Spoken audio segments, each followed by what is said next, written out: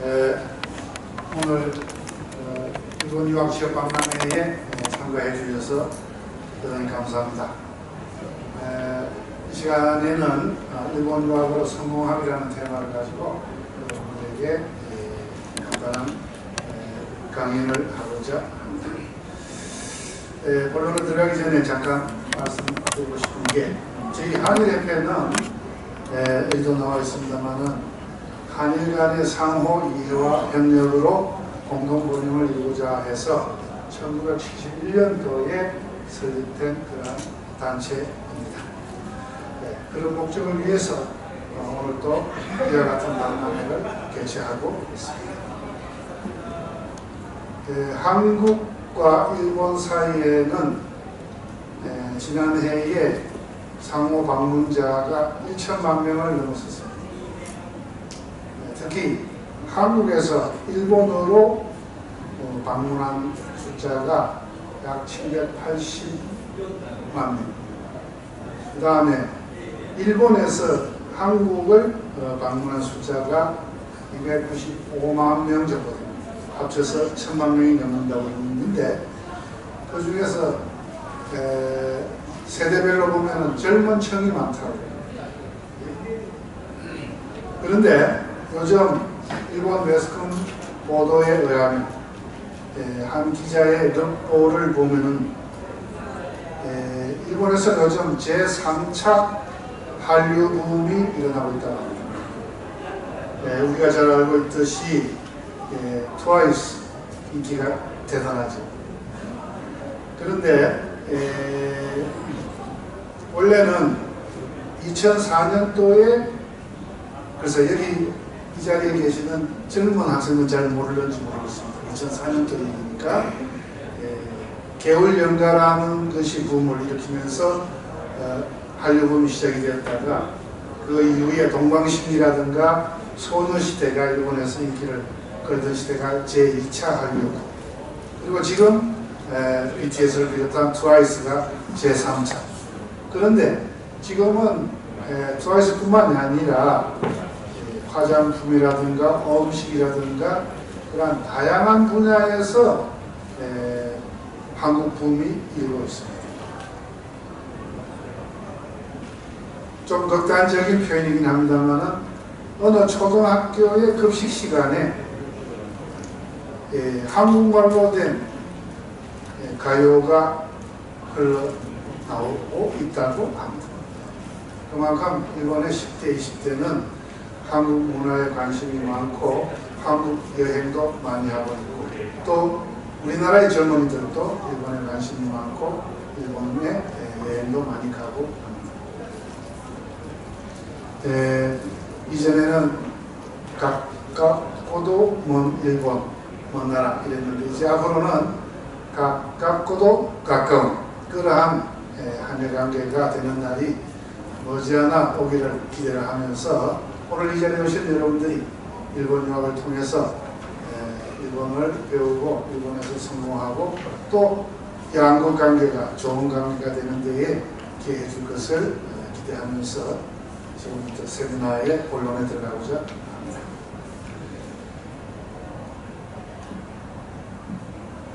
자, 그러면 같이 생각해 봅시다. 유학을 하는 목적이 무엇이겠습니까? 그러한 공통점에 대해서 본다면은 학문과 기술 기능을 익혀서 장래에 직업을 확보하고, 그 직업을 통해서 삶의 윤택을 도모하기 위한 거다. 여러 가지 표현이 있을 수 있겠습니다만은 저는 이렇게 한번 정리를 해봤습니다. 그러자면은 장래 직업 확보와 생활을 윤택하게 하는 일본 유학의 장점이 무엇인가, 이걸 한번 살펴보도록 하죠. 우선 아시아 1위의 노벨상 수상 실적을 바탕으로 하는 학문적, 교육적 환경이 우수하다. 아마 얘기를 많이 들어서 아실 겁니다. 그 다음에 유학생을 위한 장학금이 충실하다. 아르바이트가 허용해서 경제적인 부담이 적다라는 것을 들 수 있습니다. 나아가서는 일본은 우리나라도 치안이 매우 안정적이지만 치안이 안정되어 있고 30만 명이 넘는 각국으로부터 유학생이 지금 와 있어요. 그러한 유학생을 통해서 간접적으로 글로벌 문화 교류가 가능하다. 나아가서는 이따가 설명이 자세히 될 겁니다만은 유학생들이 고등교육기관에 입학을 할 때에 특별전형이라는 제도를 통해서 비교적 쉽게 입학이 되고 유학 후에도 취업이 용이하다 하는 점입니다. 나아가서는 좀 더 넓은 의미에서 본다면은 같은 동양 문화권이기 때문에 문화적 차이가 적고 장기적으로 생활 환경에 적응하기가 쉽다. 이런 것들을 들 수가 있겠고 이외에도 여러 가지 장점이 있다는 것을 이 책자원을 받으셨죠. 이 책에도 수록이 되어 있고 이 시간 이후에 제가 여러분에게 설명하는 상세한 내용들이 이 책에 다 수록이 되어 있습니다. 그렇지만은 오늘은 이 자리에서 종합적으로 총괄적으로 약 40-50분에 걸쳐서 일본 유학은 어떤 것인가를 같이 생각해보는 그런 시간으로 하고자 합니다. 네. 자, 그러면 조금 전에 일본은 노벨상 수상자가 많다고 했는데 관련된 이제 데이터를 한번 볼게요. 여기 보시다시피 물리학상, 화학상, 생리학, 의학상, 문학상 등등 있는데 일본 출신으로서 일본 국적을 가진 사람이 24명.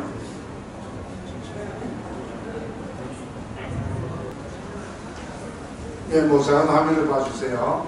이따가 조정해주면은 또 다시 인식을 하겠습니다. 우선은 그럼 이렇게 봤을 때에 일본 출신이고 외국 국적이고 뭐 어떤 해서 29명. 아무튼 이와 같은 많은 사람들이 노벨상을 수상하고 있다는 것은 그만큼 기초학문이 잘 되어 있다는 얘기가 되는 겁니다. 그 다음에는 일본 유학의 종류에 대해서 살펴보겠습니다. 우선 정규 유학이라고 하는 것은 고등학교나 전문학교, 대학원에 졸업을 하는 과정을 얘기하는 거고 더불어서 학위를 취득하게 되겠죠. 전문사, 고도전문사, 준학사, 학사, 석사, 박사 이런 것들을 정규유학이라고 표현하고 학위연수라고 하는 것은 정규과정에 입학을 위한 준비과정으로서 언어연수를 하는 거죠. 물론 비즈니스나 취업 교양 등을 위한 언어연수도 있습니다. 거기에는 단기 코스, 장기 코스 이렇게 기간을 얘기하는 게 있고 또 목적별로 진학 코스, 비즈니스 코스 등이 있습니다. 더불어서 워킹 홀리데이라는 게 있는데 이거는 뭐 원래 유학 범주는 아니지만 워킹 홀리데이 비자를 받아가지고 가서 어학연수를 한다든가 하고 현지 체험을 통해서 또 유학으로 연결하는 사람도 있습니다. 일본의 교육제도에 대해서 이제 살펴보는데 조금 화면이 깨끗하지는 않습니다만은 1차적으로는 우리나라의 교육제도와 같다, 거의 같다라고 보시면 되고 그 중에서 전문학교라는 것과 고등전문학교는 별도로 있는데 이따가 설명하겠습니다만 우리나라와는 조금 다른 게 있습니다. 또 차이가 하나 있는 것은 신학기가 3월이 아니고 4월이다 하는 거예요. 그리고 이제 유학을 가려면 그 진행을 어떻게 시켜야 되느냐는 건데 일본에 가서 준비하는 방식과 한국에서 준비하는 방식이 있습니다. 이 말은 일본에서 어학연수를 해서 일본 EJU 시험을 본다든가 대학 입학 시험을 봐서 대학이나 전문학교에 들어가는 것을 일본에서 준비하는 방식이라고 하는 거고 한국에서 준비하는 것은 한국에서 거의 일본어 실력을 다 갖춘 다음에 EJU 일본 유학 시험을 본다든가 또는 공고사를 본다든가 해서 대학이나 전문학교 등에 입학하는 것을 말합니다. 자, 그러면 어학연수를 하는 데 있어서 알아야 될 중요한 포인트를 몇 가지 말씀드리면 각 어학교에서는 개강학기가 1년에 4번 있어요. 1, 4, 7, 10월. 그리고 일부 어학교는 2번만 있는 경우도 있습니다. 그 다음에 연수기간은 장기로 봤을 때에 짧은 것은 6개월, 길게는 최장으로 2년까지 할 수 있습니다. 단기 연수는 3개월 이내. 예, 뭐 2주짜리도 있고, 뭐 3주, 뭐 8주 여러 가지가 있습니다. 모집 시기는 조금 전에 개강 학기를 설명했는데 그 학기보다 약 6개월 전에 마감합니다. 이거는 장기 코스를 갈 경우, 단기 코스는 약 한 달 전 수시로 접수가 됩니다. 그 다음 지원 자격으로는 진학 코스는 고졸 이상, 그래야만이 고등교육기관에 갈 수 있는 거죠. 그리고 일반 코스라는 것도 있는데 여기에는 학력은 제한은 원래 없습니다만 학교 자체가 여러 가지 사정에 의해서 수업 레벨 등을 맞추기 위해서는 고졸 이상을 요구하는 경우도 있습니다. 수업 시간은 대부분 하루에 4시간 정도, 월요일에서 금요일까지 수업이 있고 오전, 오후반으로 구분이 되고요. 2부제. 그러나 전일제, 그러니까 일부제라고도 하고 전일제라고도 하는데 하루 종일 하는 학교도 일부 있습니다. 그 다음에 입학할 때 있어서 의학 레벨은 초보자도 입학이 가능해요.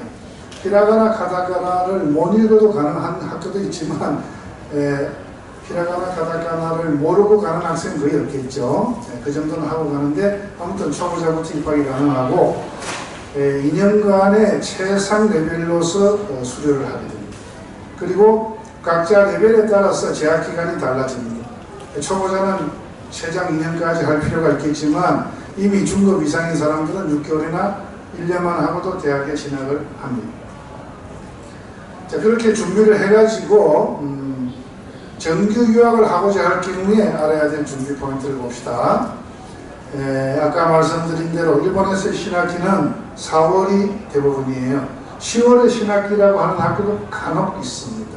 많지가 않지만 특히 대학원 쪽에는 10월에 신학기가 제법 있어요. 그 다음에 입학 시에 일본어 레벨은 최소 N2 이상을 요구를 하고 있고, N2가 뭔지는 아시겠어요?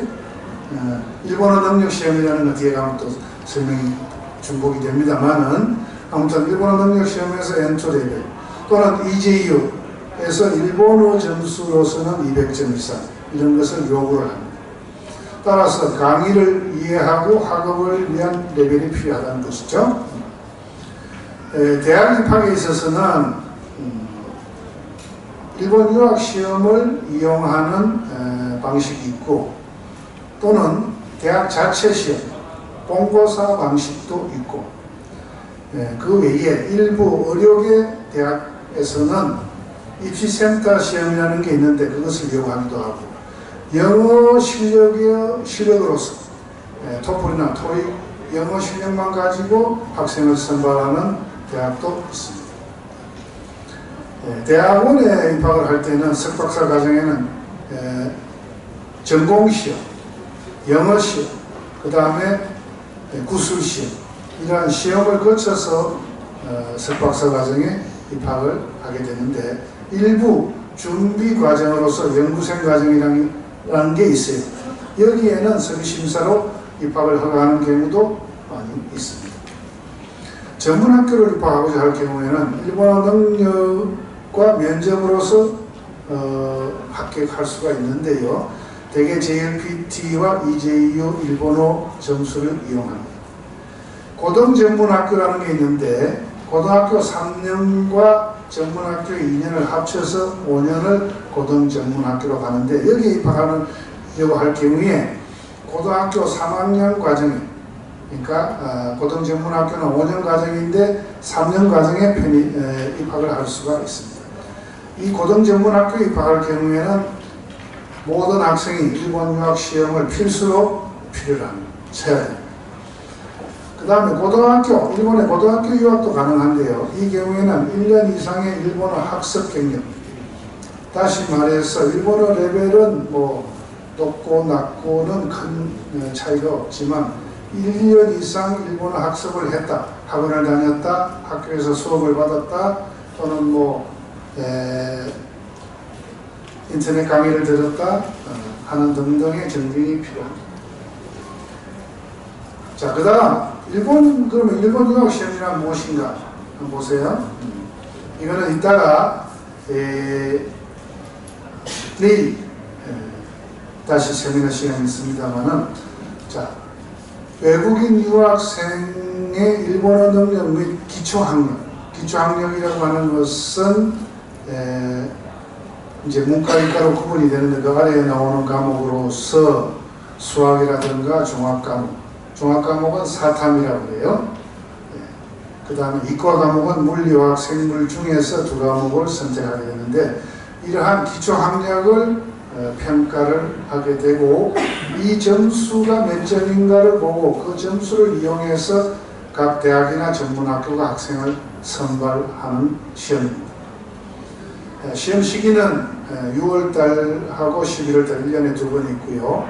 출제 언어는 일본어와 영어로 되고 그 다음에 방금 설명드린 대로 시험 과목으로서는 영어 과목이 안 들어있었죠. 그러면 대학에서는 영어는 어떻게 취급하느냐 하면은 영어 능력에 대해서는 각 대학은 필요할 경우 토플, 토익 등의 점수를 요구합니다. 국립대학은 거의 토플, 토익 점수를 요구합니다. 그러나 이제 사립대학은 부과하지 않는 경우도 있고 또는 자체적으로 영어 시험을 보는 경우도 있습니다. 이 이재유 시험은 한국에서는 서울과 부산에 시험장을 설치해서 아까 말씀드린 대로 1년에 2번 실시가 있고요. 공식 사이트는 아시겠지만은 이재유테스트.com이라는 곳을 보시면 알 수가 있습니다. 그런데 이 시험에 있어서 성적이 우수한 사람에게는 월 48,000엔의 장학금을 지급하는 그런 제도가 있습니다. 이 한국 학생들이 매해 시험을 보고 이재유 학습 장려비를 지급받게끔 예약이 되는 소위 선발된 학생이 700~800명 됩니다. 그리고 일본어만 잘해도 되고 일본어 수학만 잘해도 되고 또는 일본어 수학 종합과목 잘해도 되고 이렇게 카테고리가 여러 가지가 있는데 자세한 것은 여러분들이 받으신 자료 속에 있을 겁니다. 또는 내일 세미나 시간에 들어주시기 바랍니다. 자, 이 일본 유학 시험 한국 내 응시자 숫자를 한번 볼게요. 여기 그래프가 나와 있는데 2002년도에 시작이 됐는데 쭉 오다가 한때 피크를 이룬 적이 한 2,500~600명 갔던 적이 있죠. 그 이후에 일본에서 한때 지진이 있어가지고 동일본 지진이 아마 내용을 모르는 학생들도 많이 있을 겁니다만 그 이후에 약간 떨어졌다가 바닥을 치고 다시 급상승을 해서 지금은 과거 피크치보다 배에 가까운 약 5,000명에 가까운 학생이 매해 응시를 하고 있습니다. 자, 그 다음에는 장학금에 대해서 좀 알아볼게요. 장학금은 도일하는 일본에 건너간다는 의미입니다. 일본에 가기 전에 한국에서 신청이 가능한 장학금이 있고 또 다음 페이지에서 볼 겁니다만 일본에 가 있는 동안에 신청할 수 있는 장학금이 있어요. 우선 도일전을 보면은 일본 정부에서 주는 문부과학생 장학금이라는 게 있는데 대사관 추천을 통해서 받을 수 있는 것, 대학 추천, 한국의 대학, 여러분이 다니고 있는 지금 이 자리에 대학생이 있다고 하면은 대학 추천으로서 받을 수 있는 것, 이렇게 구분이 되는데 그 안에 대상으로서는 연구 유학생을 비롯해서 쭉 학부 유학생 등등등등 이렇게 있어요. 월 지급액이 143,000엔, 127,000엔, 240,000엔 아주 많이 주는 장학금도 있습니다. 연구 유학생 143,000엔. 그 아래에 문부과학성 사비 외국인 학습 장려비라는 것이 이건 하나의 예약 제도인데 이게 일본 유학시험, 이재유 시험 본 사람도 해당이 되고 일본의 전문학교에 다니는 학생들, 대학 학부에 다니는 학생들에게도 지급이 되는 건데 월 48,000엔. 이게 가장 많은 숫자예요. 한 7,000명 가까이 이 장학금을 받고 있습니다. 그 뒤에 보면 문의해야 될 곳은 어딘가 나와 있으니까 해당되는 곳에 문의해 보시기 바라고요. 자, 도일 후 일본에 가서도 거의 마찬가지 장학금을 주급받을 수가 있는데 일본에 가서는 일본 정부 장학금, 문부과학성 사부 외국인 유학생 학습 장려비 외에 그 아래 보면은 지방자치단체의 장학금이 있고요. 민간단체 장학금도 있고요. 그 다음에 학교 내, 대학 내 또는 전문 학교 내의 장학금도 있고 또 수업료가 감면되는 그런 제도를 가진 학교도 있고 여러 가지가 있습니다. 그래서 이 구체적인 것은 책자를 통해서 보시거나 해당되는 홈페이지에 들어가서 살펴보시면 되는데 아무튼 이와 같이 많은 장학금이 있다 하는 것을 설명을 드리는 바입니다. 자, 그 다음에 이제 장학금에 대해서 살펴봤는데 아까 장점 중에서 경제적 부담이 적다는 것 중에서 아르바이트를 할 수 있다는 얘기를 했었죠. 이렇게 봅시다. 외국에 유학을 했을 경우에 아르바이트를 가장 손쉽게 할 수 있는 법적 제도가 마련되어 있는 나라가 일본, 그 다음 호주 같은 데도 일부, 그 외의 나라들은 사회에 나와서 일반적인 아르바이트를 허용되는 곳이 별로 없어요. 뭐 대학 내에서 학내 아르바이트 이런 것을 인정하는 나라는 많이 있습니다. 그런 속에 일본은 학생이라는 자격을 가지고 일본에 체류를 하면서 공부를 하는데 그 자격 외의 활동, 다시 말해서 유학생이 수입을 동반하는 아르바이트를 할 수 있는 활동을 허가한다 이런 뜻이 되겠습니다. 그 범위는 아무거나 다 할 수는 있는 건 아니고요. 풍속 영업이라든가 그런 불법을 제한 법적에서 주당 28시간, 방학 중에는 하루에 8시간 정도 아르바이트를 할 수 있습니다. 시간급을 따져보니까 뭐 업종에 따라서 지역에 따라서 아르바이트 하는 조건에 따라 다르겠는데 800엔 미만이 9.3%, 한 1000엔 미만이 50.1%, 1200엔 실업입니다. 30.7% 등등 나오는데 이렇게 보면은 꽤 1000엔, 1200엔 하는 아르바이트도 있습니다. 그러면 유학생이 가장 많이 하는 아르바이트는 어떤 종류가 있느냐 보니까 역시 요식업에서 일하는 아르바이트를 하는 학생이 제일 많고요. 그 다음에 영업, 판매 쭉 이렇게 내려갑니다. 이런 데이터는 책자에도 실려져 있습니다. 가장 고수익은 통번역, 의학 강사 이런 것이라고 합니다.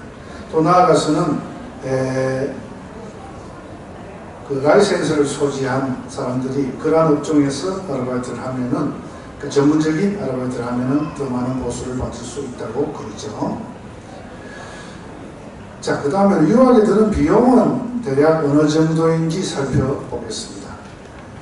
우선 학비로서 등록금 부분인데 일본은 국공립과 사립이 차이가 많이 나는데 사립에 비해서 국립이 많이 싸고 국립은 거의가 일률적인 어느 대학이든 일률적입니다. 자, 그 다음 대학원에서 1년 차에는 82만엔에서 160만엔. 그러니까 1학년 때에는 이제 입학금이라는 게 있어가지고 2년 차보다는 조금 더 많이 든다고 하는데요. 그 중에 의대, 치대, 약대 쪽은 조금 비싸요. 200에서 한 480만엔 정도. 그래서 여기서 입학금이 대개 20만엔, 25만엔 뭐 이렇게 되니까 그 빠진 것이 4년도에 2학년, 3학년 때의 학비가 되겠습니다. 전문학교도 대학과 거의 비슷하다고 보시면 됩니다. 자세한 것은 책에 나와 있어요. 그 다음 5학년수의 경우에는 1년 기준으로 50에서 99인데 평균으로 따지면 한 80만엔 정도 됩니다. 이것도 지역 간, 학교 간 차이가 있습니다. 고등학교에 유학을 하고자 할 경우에는 기숙사비를 포함해서 조금 전에 어학연수나 그 위에는 학비, 등록금만 얘기를 했는데 고등학교에는 기숙사비를 포함해서 3년 동안에 450에서 500만엔 정도, 연간으로는 150에서 170만엔 정도 됩니다. 그 다음에 대학이나 전문학교 어학연수를 하는 학생들의 생활비를 조사를 해봤는데요. 월간 평균에서 전국적인 평균은 거기 나와 있는 대로 82,000엔 정도 됩니다. 지역에 따라서 조금 더 되는 데도 있고 덜 되는 데도 있어요. 이 속에는 주거비, 식비, 통학비, 광열비, 의료보험료, 용돈, 잡비까지 포함해서 그렇습니다. 자, 다음으로는 고등교육기관에 재적하고 있는 유학생 수. 일본에는 지금 여기 지금 2016년도인가 그런데 유학생 총수가 29만 8천 명이에요. 그것을 교육기관별로 본다면 대학원의 오른쪽에 16.8%, 약 5만 명, 대학 학부에 8만 4천 명, 28%, 단기대학, 2년짜리 대학이죠, 일본에서 약 2,400명, 전문학교에 또 많이들 다니고 있어요. 22.1%, 6만 7천 명. 고등전문학교라고 했죠. 아까 5년짜리 고등학교와 전문학교를 합한 곳에 510명. 그 다음에 준비교육과정이라고 하는 것은 일종의 어학연수를 하는 곳인데요. 동남아시아 학생들이 고등학교까지가 11년 교육하는 나라가 많아요. 그런 나라에서 고등학교를 마친 아이들 일본에 와서 이 교육기관에서 1년을 하면은 12년 교육으로 인정을 해줘요. 그런데 여기에서는 어학연수만 하는 게 아니라 영어, 수학 등 기초과목을 해주다 보니까 한국 학생들도 여기에 들어가는, 선호하는 경우도 있습니다. 나머지 일본어 교육기관 9만 명이나 있어요. 30점. 그래서 동남아 학생들이 아주 많습니다. 이렇게 해서 아까 말씀드린 대로 약 30만 명 가까운 외국인들이 일본에 와서 유학을 하고 있다는 거죠. 자, 그 다음에는 유학 후에 취업을 할 수 있다라고 하는 건데, 일본 유학이 각광을 받고 있죠. 근데 그 큰 이유가 아까 우리가 장점을 쭉 설명했습니다만은 일본 현지에서 취업이 용이하다. 근데 요즘은 우리나라가 취업이 어렵다 보니까 그에 대비해서 일본에서는 1년 나뉘고 해서 취업이 용이하다는 것이 더욱 부각이 되고 있습니다. 그러나 급여 면에서는 우리나라의 대기업에 비해서 일본의 대기업이 반드시 높은 건 아닙니다. 다만 일본의 대기업은 이제 시간이 갈수록 급여가 올라가고 또 그 다음에 여러 가지 의료보험을 비롯해서 사회보장제도가 잘 되고 그 다음에 함부로 해고하지 않고 대부분 종신고용 그런 여러 가지 장점이 있는데요. 아무튼 일본에 가서 유학을 하고 유학 후에 취업까지 하겠다라는 목표를 가진 학생이 많아요. 그러한 것이 오늘 이 박람회에도 많은 학생들을 오게 하는 이유 중에 하나라고 생각이 됩니다. 자, 그러면 유학 후에 취업에 대해서 좀 더 알아보는데 전문학교나 대학원 졸업 학력자는 한국에서의 학력도 인정이 돼요. 그러면 일본에서 취업비자를 받을 수가 있어요. 그리고 그 다음 취업이 가능한 분야로서는 기술, 인문지식, 국제 업무라는 분야가 있습니다. 최근에는 여기에 개호라는 소위 이제 몸이 불편한 사람들을 간호하는 그런 분야의 개호 분야도 취업비자가 나옵니다. 그리고 유학생이 유학을 마치고 체류 자격을 취업으로 변경하는 포인트는 그 아래에 나와 있는데 학력은 1차 1번 일본 또는 외국 대학, 단기대학, 우리나라 전문대학. 근데 전문대학을 우리나라 전문대학을 나오면 일본에서 취업이 안 된다라고 표현하는 경우도 있는데 안 되는 건 아니지만 전공이라든가 이런 것들이 매칭이 잘 안 됨으로 해서 조금 비자 받기가 어려운 경우가 없잖아 있다 이렇게 보시면 되고요. 아무튼 그 다음에 고등전문학교, 일본의 전문학교나 고등전문학교 졸업자 그 다음에 고등전문학교는 이제 준학사죠. 근데 전문학교, 일본의 전문학교 졸업자도 전문사 칭호를 부여받은 자는 취업이 가능하다. 그 다음에 종사하려는 업무 내용에 대해서 본다면은 취업하는 곳의 업무가 자신이 전공한 것과 관련이 있어야 된다는 것이 하나의 조건입니다. 예를 들어서 의상 디자인을 공부한 사람이 컴퓨터 프로그램으로 취업을 하고자 하면 비자가 안 나올 수도 있습니다. 그 다음 보수 조건에 있어서는 일본인하고 차등 없이 동등한 조건으로서 급여가 지급이 됩니다. 그것은 이제 외국인을 일본을 미화해서가 아니라 외국인을 학대해서 안 된다. 일본인하고 동등한 급여를 지급하라고 하는 일본 정부의 법률적인 그런 지도가 있습니다. 그 다음에 기업의 실태를 봅니다. 그 기업이 경영 기반이나 실적이 안정되어 있어야 됩니다. 그렇지 않은 회사일 경우에는 A라는 회사가 B라는 학생을 채용을 해서 취업비자로 채용을 하고자 해도 취업비자가 안 나오는 경우가 있습니다. 다시 말해서 블랙리스트에 올라가 있는 블랙 기업은 비자를 못 받는다고 보시면 됩니다. 자, 다음 볼게요. 연도별로 일본에서 유학을 마치고 취업비자를 받은 학생들의 숫자가 여기 나와 있네요. 가장 최근 데이터로서는 2017년도에 나와 있는데 22,419명입니다. 매년 올라가고 있습니다. 그 다음에 유학 후에 취업에 있어서 일본에서 대졸자의 신입사원의 초임은 얼마냐 하면은 20만엔 미만인 경우도 있고 25만엔 이렇게 끌어서 보는데 오른쪽에 프로테이지가 나와 있죠. 이렇게 보시면 이것을 곱하기 이제 환율을 배경을 1,000원으로 봤을 경우에 200만원, 250만원, 300만원 우리나라 연봉으로 따지면 3천만원, 4천만원, 5천만원이 되겠는데 결코 처음 시작할 때 대기업 수준으로 봤을 때 높은 건 아니다 하는 것은 말씀을 드릴 수가 있죠. 자, 그 다음 볼게요. 최신의 취업에 관련된 뉴스 중에 하나가 이런 게 있습니다. 조금 전에는 기술 분야, 그 다음에 인문지식 분야, 그 다음에 국제업무 분야에 취업을 할 수 있다고 그랬는데 또 개업 분야까지도 취업이 된다고 했는데 며칠 전 아주 최신의 뉴스입니다.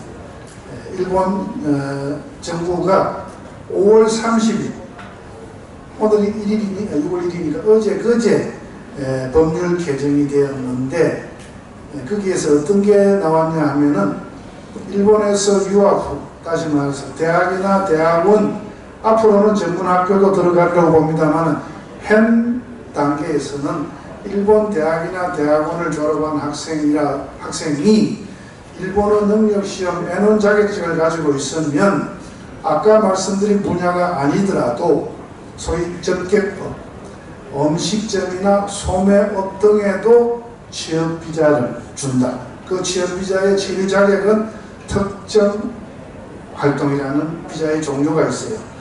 여러분 받으신 책자 속에 보면 비자의 종류가 여러 가지가 쭉 나오는 게 있을 텐데 그 속에 특정 활동이라는 게 있어요. 5년간 체류가 가능합니다. 그 다음에 취업 관련 세미나는 내일 오후 3시에도 이 자리에서 있으니까 또 그 시간에 오시면 좋을 것 같고요. 이렇게 해서 종합적으로 제가 정리를 해본다면 아까 말씀드린 대로 여러분들이 일본어 공부를 우선은 확실하게 해서 일본어 실력을 갖춰야 돼요. 그렇게 한 다음에 각 대학에서 요구하는 시험이 있을 겁니다.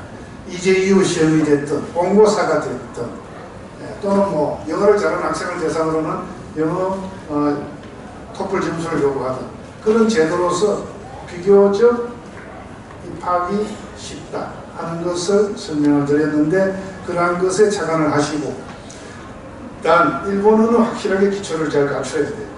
그 다음에 비용 면에서는 아르바이트를 할 수 있다, 장학금을 받을 수 있다, 또 학비 자체가 다른 영어권 나라에 비해서 그렇게 비싸지가 않다 라는 것을 전제로 해서 유학 계획을 잘 세우시고, 그렇게 하시면 일본에 가서 전문학교에서 공부하는 것도 좋아요. 반드시 대학 가는 것뿐만이 아니라 오늘 전문학교에 대해서 제가 구체적인 설명을 할 시간은 없어서 설명합니다만은, 오늘 이 자리에 온 많은 전문학교들 상담해 보시면 아시겠지만은 아주 좋은 기술 기능을 가르치는 학교가 있고, 그런 곳에서 공부를 하고 졸업하면 일본에서 취업이 됩니다.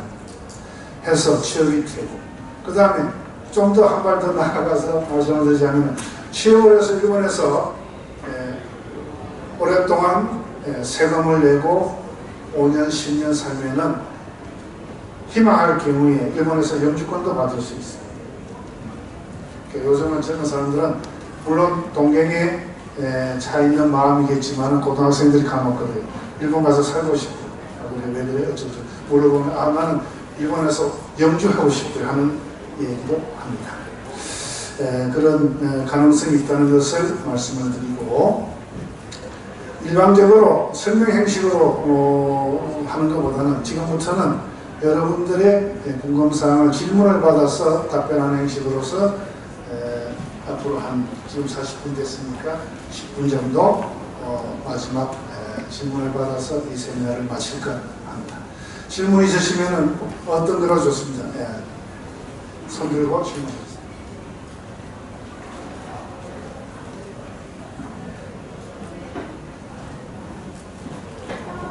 주저없이 아무거나도 좋습니다. 어려운 질문도 좋고 쉬운 것도 좋고.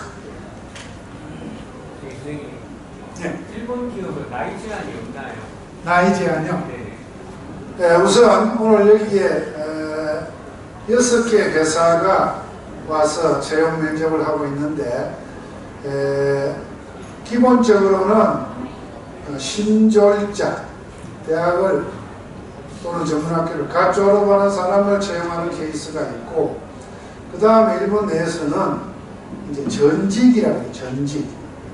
우리나라 말로 하면은 이제 이직.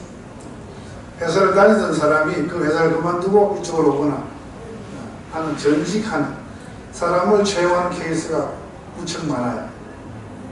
그러니까 신졸자로서 채용하는 것은 우리나라 학생들은 군에 갔다 근무하고, 특히 이제 남학생들의 경우에는 뭐 서른이 되어버리고 이러면은 일본의 신졸자로서 지원하는 데는 안 맞겠지.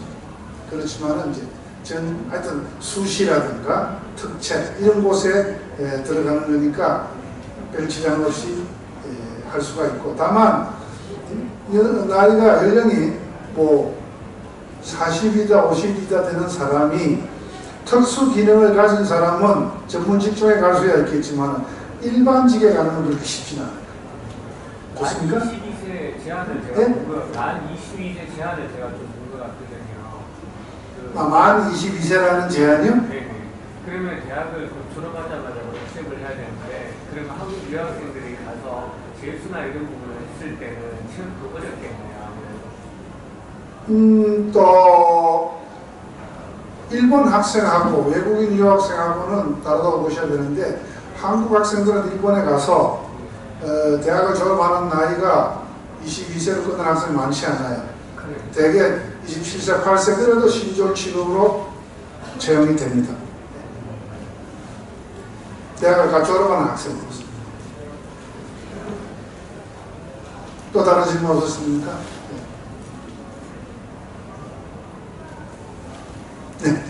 이번에 유학을 가서 기숙사에 있던가 집을 얻던가 할 때 그런 거는 주거에 대해서 좀 설명을 드릴게요. 물론 뭐 책자에는 설명이 나와 있습니다. 대부분의 학생들은 일본에 유학을 하게 되면은 학교가 안내하는 또는 자체적으로 가지고 있는 기숙사에 들어가거나, 아니면 학교가 안내하는 학교 주변의 민간 아파트 내지는 기숙사 운영을 전문으로 하는 회사들이 가지고 있는 곳에 들어가게 됐죠. 들어가게 되는데 학교가 보유하는 기숙사라고 해서 시설이 결코 훌륭하거나 요금이 싸거나 하지는 않아요. 그건 싼 것도 있고 싼 대학도 있고 싼 학교도 있지만 학교마다 차이가 있으니까 그거는 설명을 들어보셔야 될 것 같고, 그 다음에 오늘 여기에도 저기 다이도 켄타쿠라는 곳이 나왔는데 저 외에도 일본에는 수많은 기숙사 운영회사가 있어요. 사설 기숙사. 그런 곳에 유학생들은 어학연수를 가든 또는 전문학교나 대학을 가든 그런 곳에 방을 얻어서 대개가 원룸 멘션 스타일이죠. 또는 타입은 여러 가지가 있어요. 여기 나와 있지만 쉐어룸이 되든 뭐 쉐어하우스가 되든 여러 가지 형태로 기숙사를 얻어서 생활하게 됩니다. 비용은 또 거기 나와 있는데 월 얼마인데 아마도 아까 우리가 월 생활비가 8만 얼마라고 그랬잖아요. 평균이. 그 속에 이제 주거비가 들어가는데 학생들이 뭐 큰 집을 빌려서 살지는 않고 되게 원룸 스타일이면서 시내 중심가는 비싸고 조금 변두리는 싸고 해서 자기 예산에 맞게끔 선택을 하게 됩니다. 좋습니다.